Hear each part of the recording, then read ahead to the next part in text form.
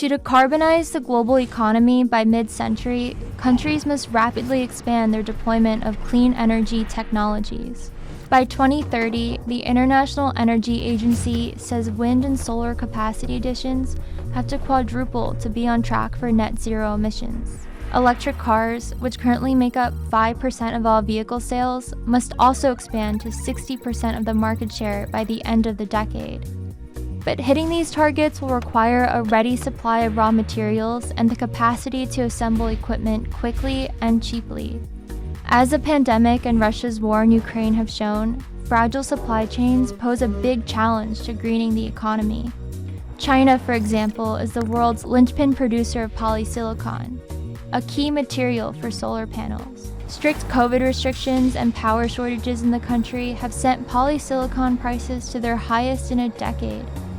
Prices for battery metals have also soared, with lithium prices reaching all-time highs due to underinvestment in supply and surging demand. These challenges haven't escaped the attention of companies and policymakers. This year, both Tesla and Volkswagen have warned of supply chain threats to the expansion of electric vehicles. President Joe Biden has used his powers to funnel vast amounts of federal resources into building up the country's clean energy manufacturing base. It's part of his administration's effort to catch up with China, who currently dominates in the processing of material seen as critical to the future of global economic competitiveness. But even as countries ramp up manufacturing capacities, their supply chains won't be entirely secure.